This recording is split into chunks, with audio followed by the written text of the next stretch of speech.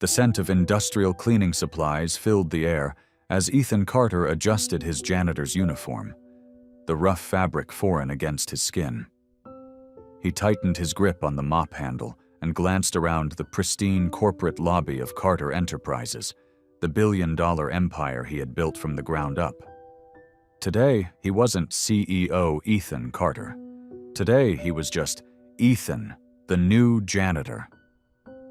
"Hey, you!" A sharp voice cut through the air. Ethan turned to see a tall, middle-aged man in a tailored navy blue suit storming toward him. His name tag read, G. Wilkins, General Manager. "Yes, sir?" Ethan asked, keeping his voice level. Wilkins scoffed. "Did I say you could talk? Listen here, rookie. We don't have time for slackers in this building. You're on my payroll now, so you better learn fast. I don't tolerate incompetence." Ethan's jaw clenched, but he nodded. "Start with the executive hallway," Wilkins ordered. "And if I find one smudge on those floors, you're out of here. Got it?" "Understood, sir," Ethan responded, lowering his head. As Wilkins strutted away, Ethan exhaled slowly. He had heard rumors about a toxic workplace culture under Wilkins' management. Employees whispered about unfair treatment. But now, Ethan was experiencing it firsthand. And he was just getting started.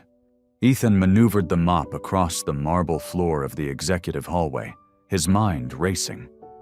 He had built Carter Enterprises on values of respect, inclusivity, and fair treatment. Yet, here he was, being treated like dirt in his own company. If this was how the janitorial staff was treated, he could only imagine how Wilkins handled other employees.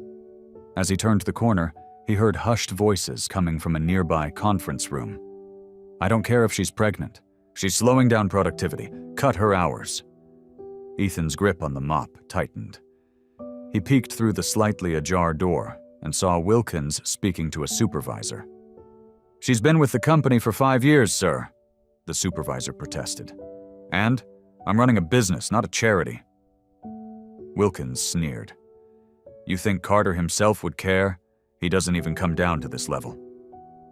Ethan felt his blood boil. The supervisor hesitated, but Wilkins' glare silenced him. "Fine, I'll make the call." Wilkins smirked. "Good. And while you're at it, find an excuse to let that old security guard go too. He's been here forever. Time to get some fresh blood." Ethan stepped away, his heart pounding. This wasn't just about him being mistreated. Wilkins was systematically abusing his power. Ethan clenched his jaw. It was time for a lesson. Ethan continued mopping, pretending not to have overheard Wilkins' conversation. His anger simmered beneath the surface, but he had to play his part. He needed to see just how deep the corruption ran. As he made his way to the employee lounge, he spotted a young woman, probably in her mid-20s, sitting at a small table, her face buried in her hands. He recognized her from Wilkins' conversation. Her name tag read, Maria Lopez, Accounts Department. Ethan approached slowly. "Hey, you okay?" Maria looked up, her eyes red and puffy. "Oh, it's nothing." He set his mop aside and sat across from her. "Doesn't look like nothing."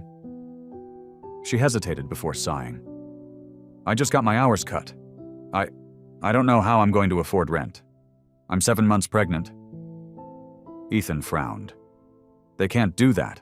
That's illegal." Maria gave a bitter laugh. "Yeah? Try telling that to Mr. Wilkins. He's untouchable. Everyone's scared of him." Ethan's fists clenched under the table. She wiped her eyes. "It's not just me.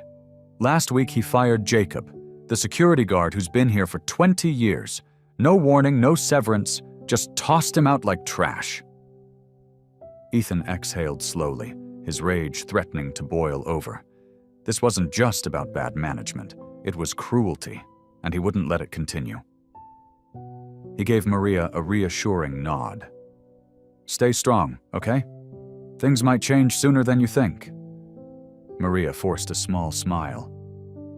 "Thanks. "Ethan." He smiled. "Just the janitor." But not for long. Later that evening, as Ethan was wiping down the glass doors of the lobby, a loud commotion drew his attention. "I told you to clean this an hour ago, you incompetent idiot!" Wilkins's voice thundered across the room. Ethan turned to see Wilkins berating an elderly janitor, Mr. Dawson, one of the longest-serving custodians. The poor man, likely in his 60s, stood trembling, holding a bucket. I'm sorry, sir. I was finishing the executive wing." Wilkins snatched the mop from his hands and threw it across the floor. "You don't get to make excuses. If you can't keep up, maybe it's time you found another job." Ethan's vision blurred with anger. That was it. Wilkins was done. He stepped forward, voice calm but firm. "That's enough." Wilkins spun around, scowling. "Who the hell do you think you are?" Ethan met his gaze. "Just a janitor," Wilkins sneered. "Then shut your mouth and get back to work before I fire you too." Ethan smirked. "You can't fire me." Wilkins scoffed. "Oh yeah? And why's that?" Ethan straightened his back, wiped his hands on the janitor's uniform, and took a step forward. "Because I own this company." The entire lobby fell silent. Wilkins blinked. "Whoa, what?" Ethan pulled off the cap covering his face, revealing his identity. The security guards, the receptionists, even the janitors all gasped. "I'm Ethan Carter, CEO of Carter Enterprises, and you, Mr. Wilkins, are officially fired." Wilkins turned pale. This has to be some kind of joke." Ethan crossed his arms. "Do I look like I'm joking?" Wilkins stumbled backward, his mouth opening and closing like a fish, gasping for air. I can explain." "No explanation needed," Ethan said coldly. "You've mistreated employees, abused your power, and turned this workplace into a nightmare." He glanced at the stunned security guards. "Escort him out, now!" The guards snapped to attention and grabbed Wilkins by the arms. "You can't do this!" Wilkins shrieked as they dragged him toward the exit.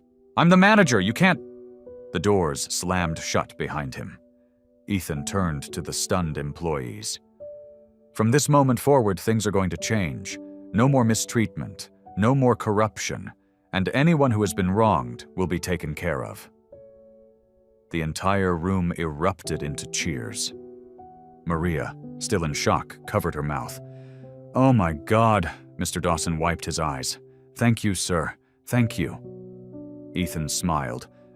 Thank you. All of you deserve better." As he looked around at the relieved and hopeful faces, he knew he had done the right thing. The janitor disguise was gone. But his mission wasn't over. This was just the beginning.